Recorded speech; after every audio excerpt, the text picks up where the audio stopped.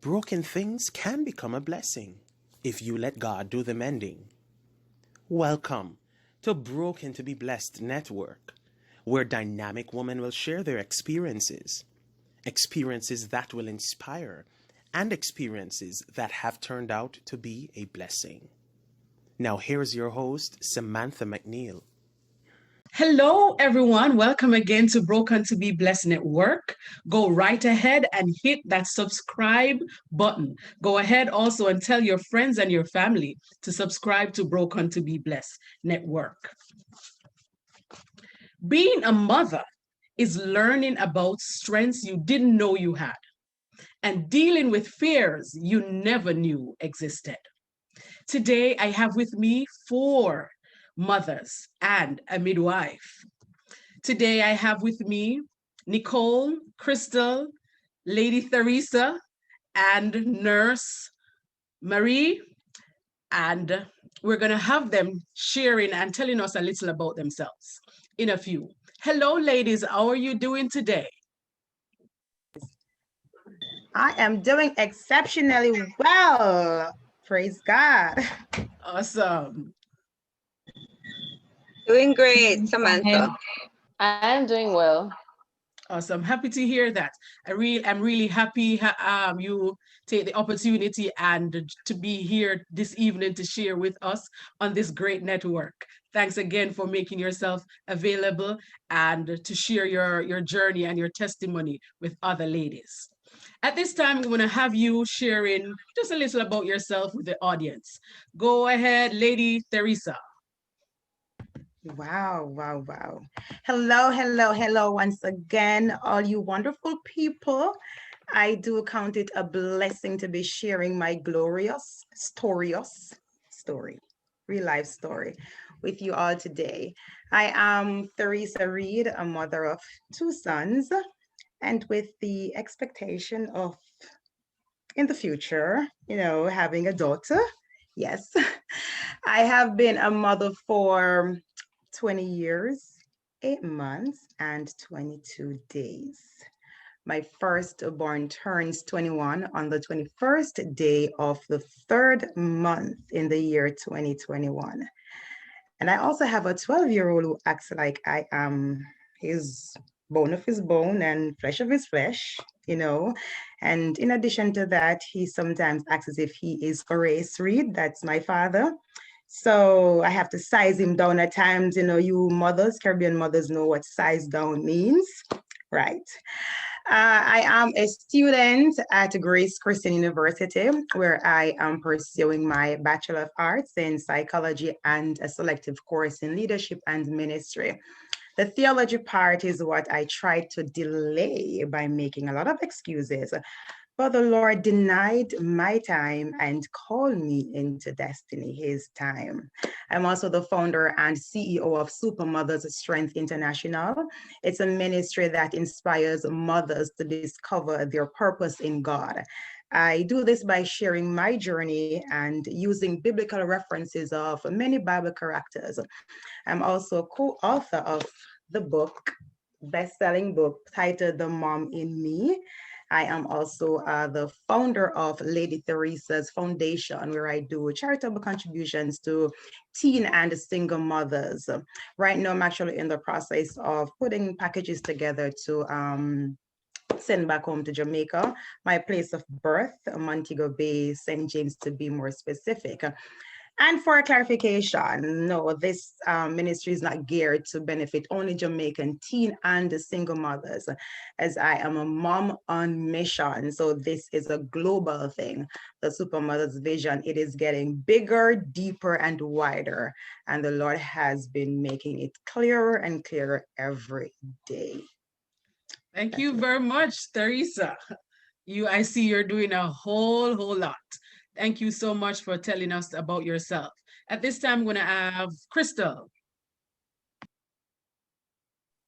So, hello everyone. My name is Kristal Baily Davidson. I currently reside in New York, but I'm originally from Jamaica, from the parish of Westmoreland. For some reason, a lot of people over here, they're not aware of Westmoreland, but that's where I am from. I'm a trained mathematics and science teacher. I'm a wife. I've been a wife for 5 years. I am a mother, a new mom. I've been a mom for approximately 8 months now. I've been loving the journey so far. I also started a YouTube channel this year to display my mom journey, as well as whatever obstacle I may face along the way. So yeah, that's pretty much me in a nutshell. Thank you, Kristal. Go ahead, Nicole. Hi again, everyone. My name is Nicole Williams-Barrett. I work in the accounting field. I have been a mother for 3 years now. I am apostolic. My husband is actually a minister at the church we attend. So we are both involved in ministry. Yes, I think pretty much that's a good summary of me. I love to sing. That's one of my favorite things to do, sing. Okay, thank you very much, Nicole, for telling us about yourself. Go ahead, Marie. Hi, good night. I'm Marie McNall Gammon. I'm a midwife at the Bay Regional Hospital for 7 years now. I love midwifery. It's a passion that I enjoy.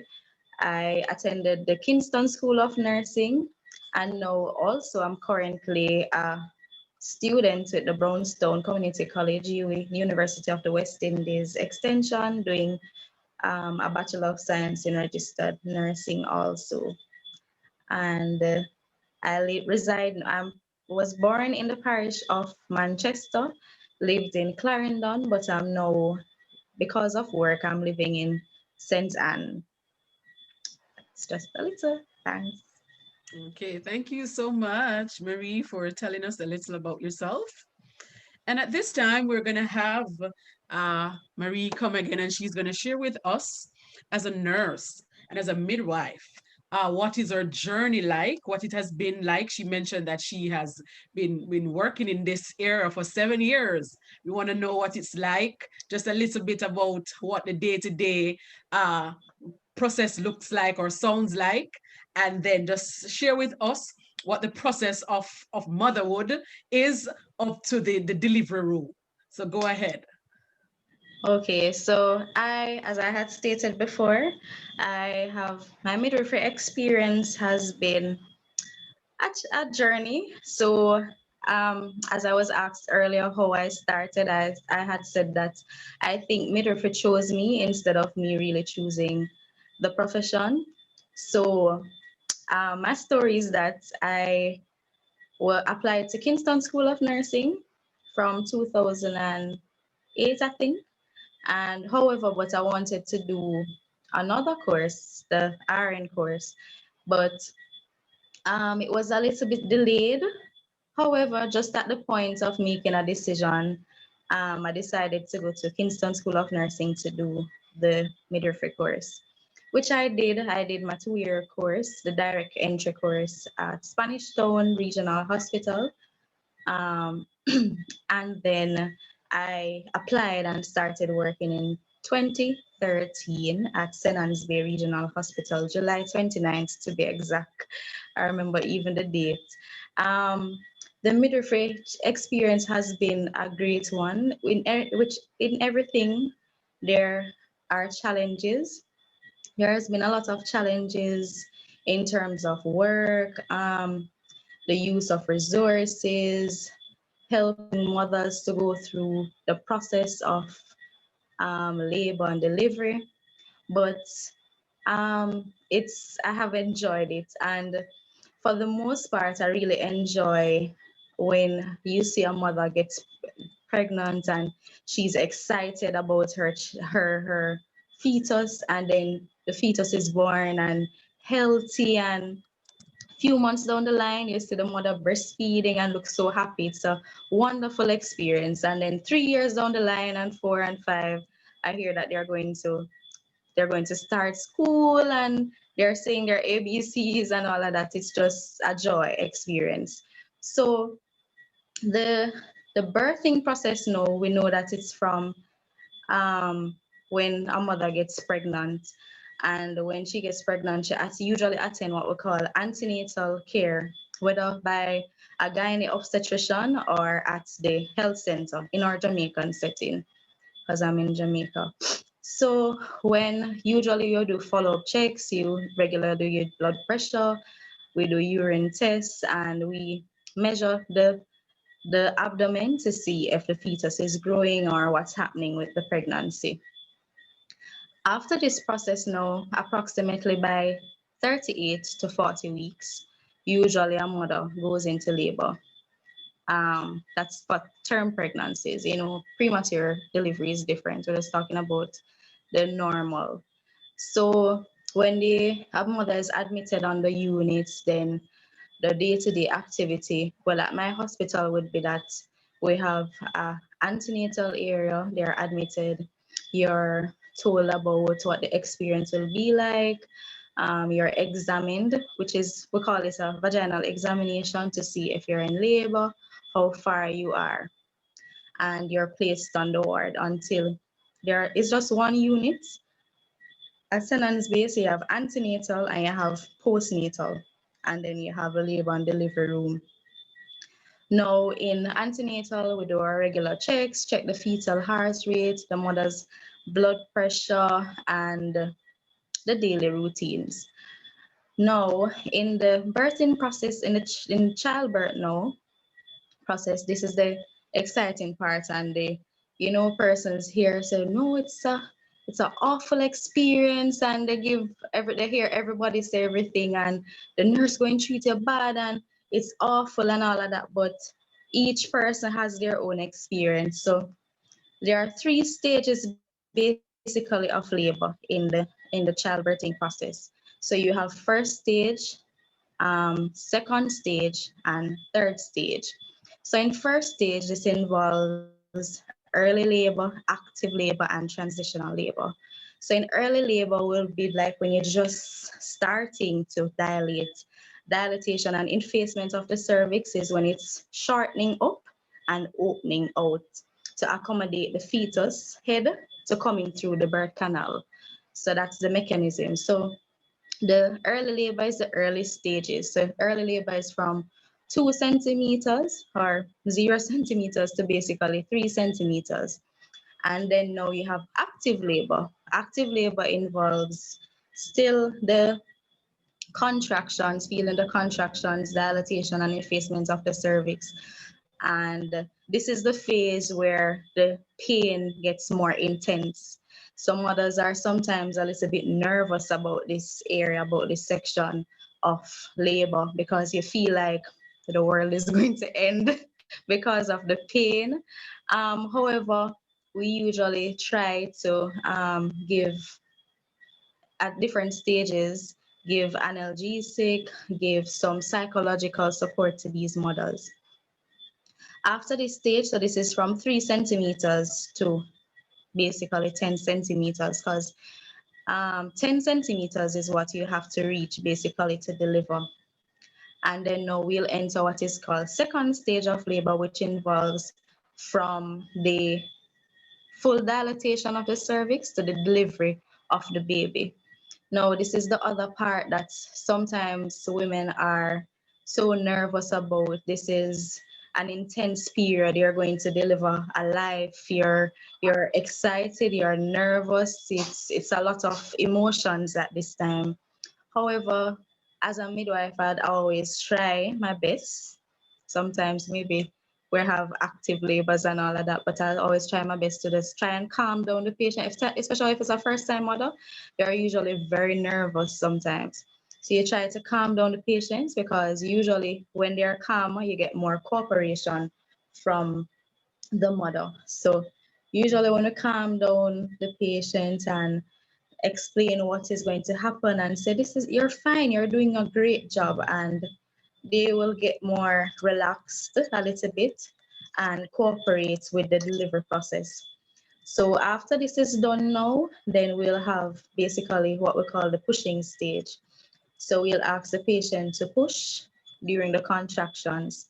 And sometimes it's a rough period feeling like you're not getting and reaching where you want to reach in the normal delivery process.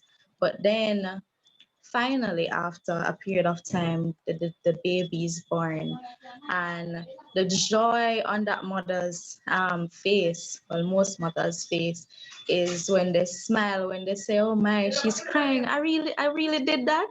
Did I do that, nurse?" And I say, "Yes, you did it." And they're excited about the process, and you see that bond with that mother and that child. It's an amazing process. And then our third stage of labor just involves the delivery of the placenta, the afterbirth, and we'll deliver that. We'll usually show the mother take off what we call cord blood for sickle cell testing. And then the breastfeeding process now is another bonding process with the mother and the babe.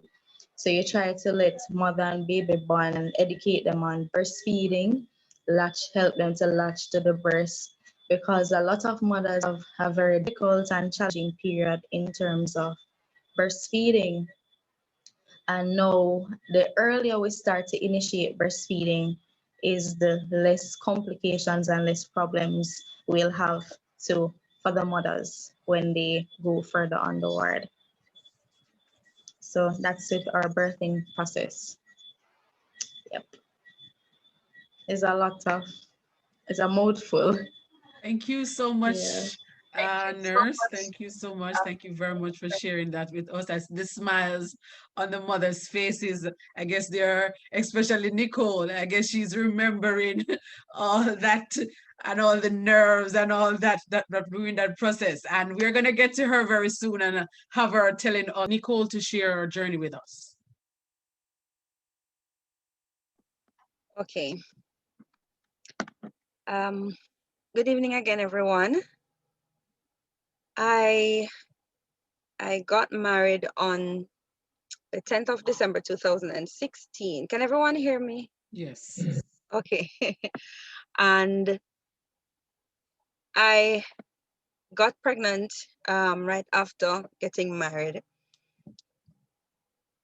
At first, I knew the moment that I was pregnant because immediately I started feeling different.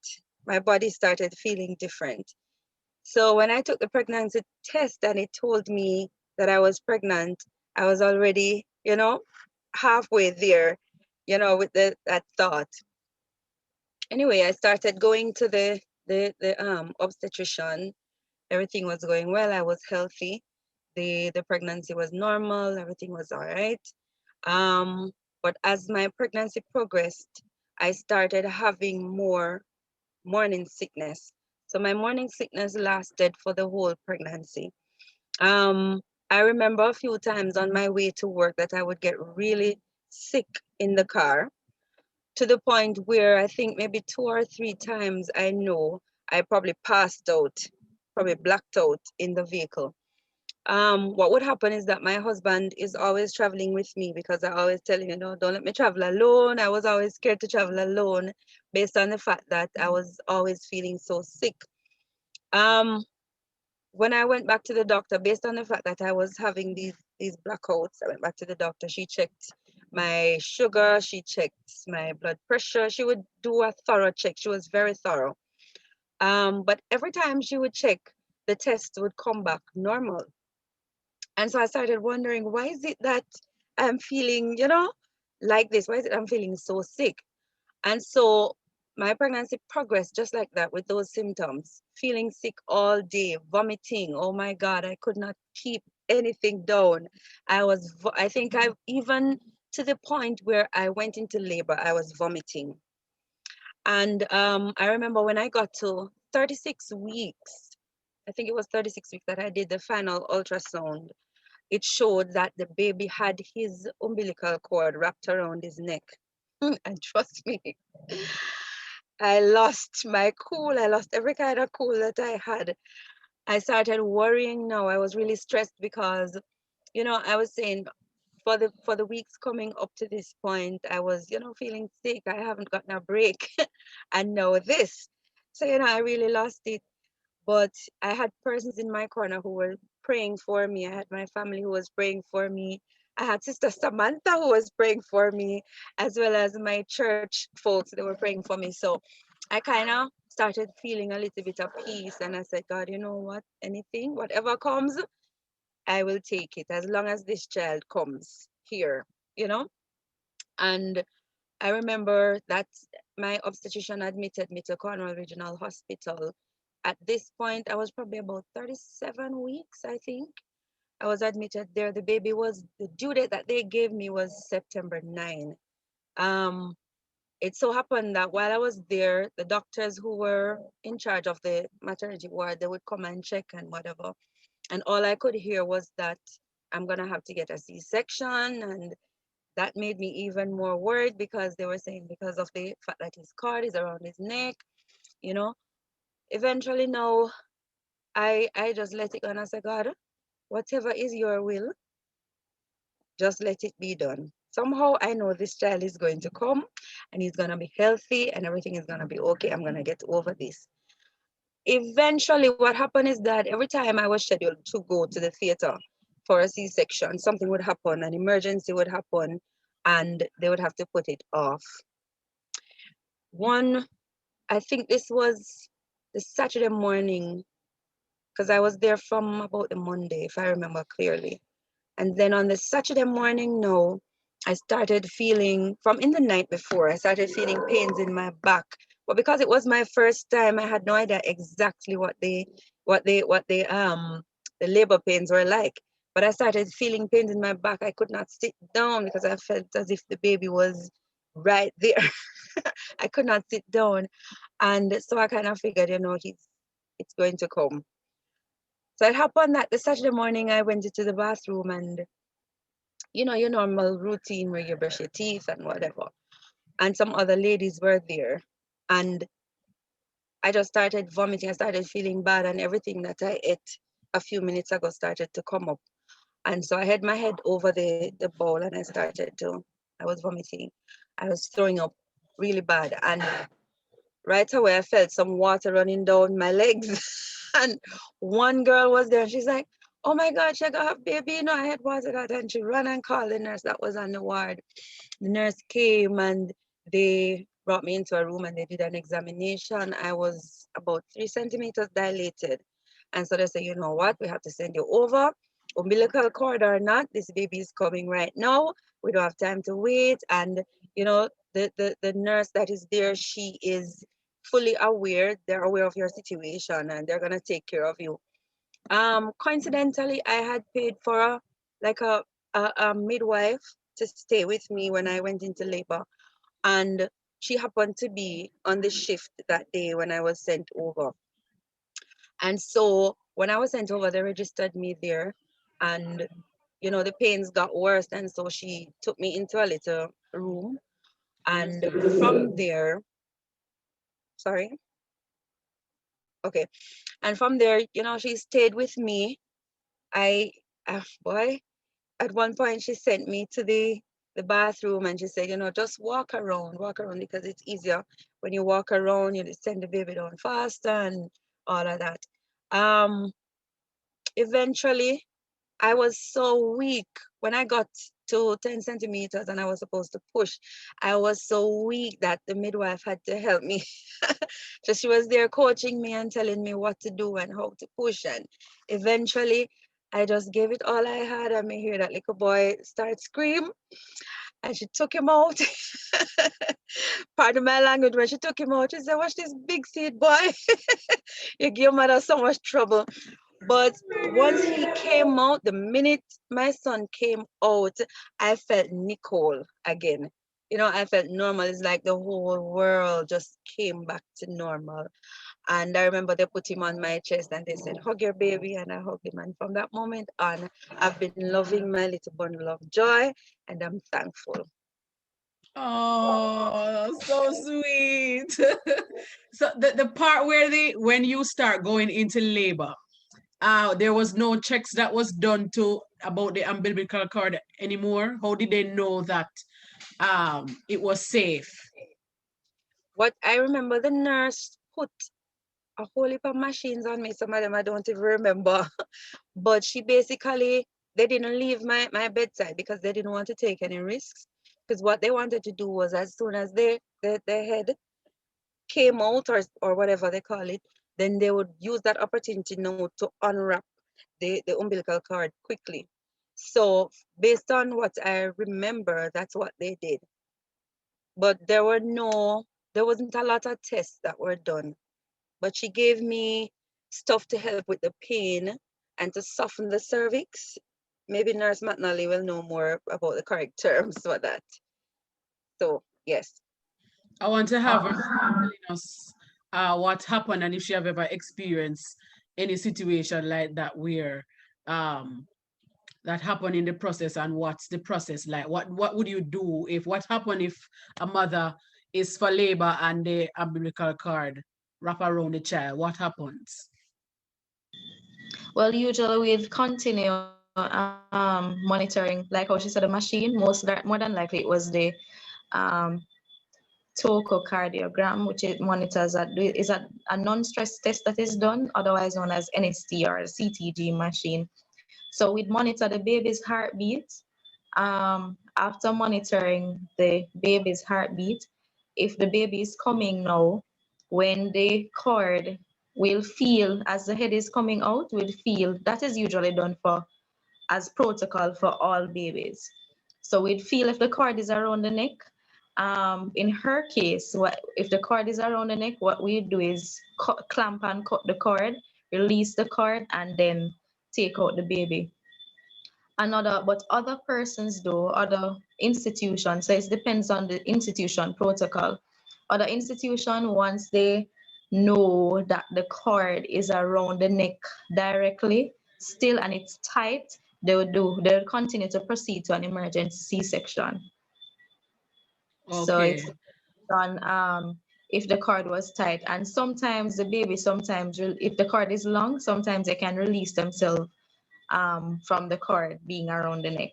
So Okay, so if what happens if they suspect that it is very dangerous, then they move to surgery. But if it right, can, okay, right. okay. Thank you so much for that But clarification.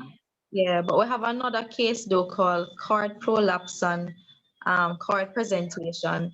In any of those cases though, it would be an emergency C-section directly. Okay. Because once it's cord presentation, that means the umbilical cord is presenting above the baby's head. It's coming before the baby's head. So that means the baby would have what we call asphyxia. So the baby would be losing oxygen. So they would opt to do a C-section directly for those patients. Okay, okay. Thank you so much for that clarification. All right, Kristal, is your time. Okay. So I just want to say again, thank you for having me. I probably should have mentioned that before. What you're doing is an awesome job, very, very inspirational. So I just want to say thank you for having me on your program. Thank you. You're welcome. So I'm going to start back in 2019. So I found out I was pregnant in July. I didn't mention before, but it's been 8 years. I want to say this month make 8 years since I've been here. So leaving Sam Sharp Teachers College, I got a diploma. So coming here, my whole goal was to get my bachelor's degree. So the diploma here is known as an associate's degree. That's what it's recognized here as. So my goal was to go ahead and do my bachelor's degree. Anyways, I was on my final lap. I was supposed to graduate. Well, I did graduate May of this year. However, I found out I was pregnant July last year. So of course, knowing what I had in mind, I was not very happy initially when I found out. Yes, I wanted to get pregnant, but I was planning for this year. So anyways, long story short, I found out I was pregnant in July. No, of course, I was scared because I did not know what to expect. I didn't know how sick I was going to be. If I was going to be sick, I was working, going to school at the same time. I literally only had 5 courses left to finish the program. So like, oh my God. Anyways, it turned out when I found out I was actually 5 weeks pregnant. And I didn't feel sick at the time. That was probably the Wednesday. It wasn't, so at the time I was like, okay, this seems like it's going to be a smooth pregnancy because I'm already 5 weeks and I'm not feeling sick. So I thought all would be well. Anyways, it went on to the Monday of the following week, and that's when everything hit me. So I was sick for the entire pregnancy, just to cut it short. I vomited like multiple times every day. What else? I had spitting a lot. So everywhere I went, I had to walk around with a bottle wrapped in a black plastic bag because I was spitting the whole 9 months. Um, so yeah, that was pretty much my pregnancy journey. It wasn't the worst. I wouldn't say it was the worst. Wasn't the best. Anyways, so I went ahead, I signed up for 3 courses. I completed my 3 courses. I had 5 in total, so I did 3 courses in fall. So in my mind, I was hoping, you know what, I hope I can do it in the winter semester, because in the winter you do classes in December and January and then you're finished. So I knew I was due in April, so I was hoping to just finish everything by January so that I would be kind of free for the final months of the pregnancy. Anyways, in December, I finished my 3 courses. I only had 2 left. Come to find out, they did not offer the 2 I had left in winter. So that was another obstacle. So I was wondering, what am I going to do? Because I know I'm supposed to have baby in April. So obviously I would be away from classes for some time. And one of my classes that I had to do was a lab class. And of course, for a lab class, you have to be there. So I had a bio lecture and a bio lab. Anyways, I was just so worried at that point in time. I kept praying. I kept praying.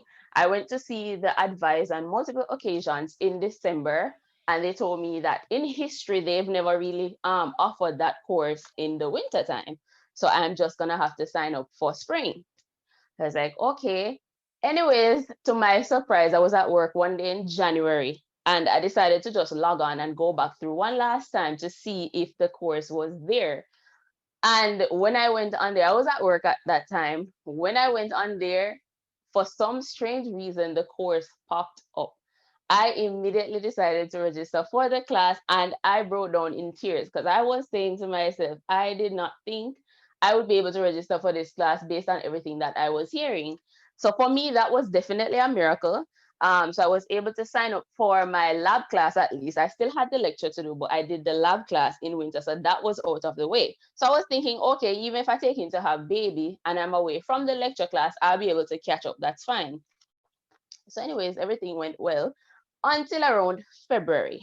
Now I am due in April. Around February, I ended up injuring my left palm. So I was in the kitchen one day and I was using the knife, and for some reason the knife slipped and it went through my palm here. So there was like this deep hole in there. And immediately I realized that I couldn't move this finger. So I went to the hospital, and that's where they told me that I had ripped open one of my tendon. So the tendon that made this finger move was ripped open. So it was just straight, it was just stiff, couldn't move. So they said I had to get surgery immediately in order to get regain movement in that finger. So this is me being pregnant, being sick, having school, having work, and I now have a surgery in my left hand. Anyways, I went ahead, I did the surgery. They had to cut my palm open. The scar is right there. I don't know if you can see. So they had to cut from about here down in order to repair the tendon. So they went in, did what they had to do, and I came out with a cast on my hand. So now I cannot use my left hand. So I had to just stop working at that time. My husband was the one who had to help me around the house when it comes to like house chores and stuff like that, because they said I couldn't do anything until and this finger actually, it took so many months to heal. I actually recently regained movement, like full movement, and even though it's not complete, but like maybe 2 months or 3 months ago. So anyways, so I came home, I had this plaster on my hand, I couldn't do anything. And shortly after that, in early March, I want to say, is when this whole pandemic thing broke out. And of course, no one would expect that that would happen. I didn't. So that happened. So that was another thing to worry about. No. So while I was home, I just decided to just stop working at that time and take early maternity leave, because it wouldn't really make sense going back to work with everything that happened. But I was still going to classes. Now the pandemic broke out, and everything ended up going online for school. So for me, that was a blessing. So that worked out pretty well for me. However, when it comes on to the pregnancy portion, I was extremely worried because this was my first pregnancy. I'm here in lockdown. I'm not able to go out as I normally would. Um, Not only that, at that point, I learned that they were, anyways, before I even get to that, there was this video circulating with this hospital, and that is the exact hospital that I was going to deliver. And outside, they had this truck parked up with so many dead bodies. Um, the people who died from the virus. I don't know if you guys saw the video, but if you did, you'll know what hospital I'm talking. So I was supposed to deliver at this hospital. So when I saw that truck with all the dead bodies, I'm like, Jesus Christ, like, is this really my life right now? Anyways, so I was extremely worried. I'm starting to think, oh, should I go to another state? Should I just drive to a random hospital to deliver? Because at the time, the virus was in its peak here in New York. So anyways, I just prayed about it and I went through. It so happened that on March 27th, I had my 8-week appointment because it was usually on Fridays. So I had my 8-week appointment. I went in to see my doctor. Unfortunately, I wasn't able to see him that day because he had a delivery to do. So I went in, they did my usual checks, my weight and my blood pressure and stuff like that. They did the usual checks and they ended up sending me home because everything was in order. And I woke up the next day, that was a Saturday. I woke up around, I want to say 6 o'clock in the morning, and I was in labor, basically. I was feeling contractions. But this is something that I had felt a couple weeks prior, so I didn't really take it serious. I was like, you know, maybe it's just the same thing happening again. But anyways, I was there. And after a couple hours of being there in pain, I realized that, oh, I'm actually in labor. This is actually happening right now. So, long story short, I ended up going to the hospital. And of course, I took all the precautions I could have because I ended up going to the same hospital that I was scared of going. Um, so I went in, I had my mask on, I had my gloves on, everything. My husband was the same thing. We went in, I was just praying the entire time because I just wanted to ensure that me and my baby came out safe because that was just my biggest thing at the time. Not only that, it was only my husband alone that was allowed to come because I was planning on having my mother there because of course she's had children before, so I felt like it would be good to have someone in the delivery room that would, you know, have the right words to say. But unfortunately that was not the case. So anyways, I went in, and around my labor was pretty quick, thankfully. Just like Nicole, I was vomiting on the day of giving birth. I was still spitting while I was there on the bed. I had my bottle to the side. I had to stop to spit while I was pushing my child out. So I was sick the entire time. And funny enough, the spitting didn't stop until 3 days after giving birth. So even after I gave birth, I was still at home spitting. Anyway, so Saturday evening, my lovely baby girl was born. Of course, that was an amazing experience. We did all the necessary things that we had to keep her safe, to keep us safe. I remember there was a point in time when I was moving from the labor and delivery room to go in the regular room. And they had this patient that had COVID. So while we were in the hallway going towards that room, the man that was wheeling the person out was saying, "Oh, I have a COVID patient." So everybody was scattering, moving from the hallway because no one wanted to come in contact with that COVID patient. So me, I was like, "Oh my God, I'm here with my young baby." I was like, "Nurse, please turn around." And she turned around. She took me out of the way after the man passed with the patient in the wheelchair. Then we proceeded to the room. But all in all, I can say it was, and the thing about that experience too was that because of what was happening at the time, the usual stuff that they would do for a new mom, they didn't. So I was clueless in a lot of ways. As I said before, my mother wasn't even there to share some of her knowledge with me. So when it comes down to breastfeeding and all those stuff, I did not get any, you know, advice or anything how to do that properly. So they just sent me home Monday morning with my baby, and I'm like, what do I do with her? Well, anyways, it went on and on. I ended up calling because even then I wasn't able to have visitors over because it was so rampant in New York at the time. So no one could come to my house.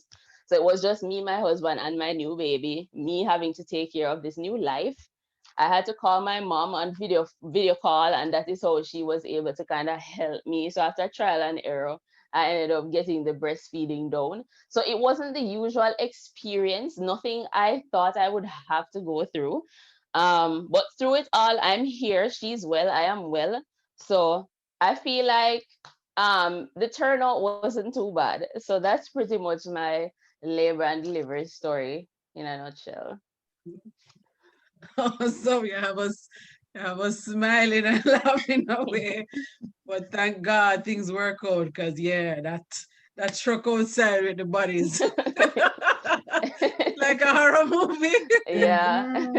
Oh my God, it's like a horror movie. But and then the part with the in the hallway again. Yes. Yeah. Horror story. Yeah. But thank God everything worked out and all Yeah. the best. Congratulations, new mommy, and all the best. Thank you. Thank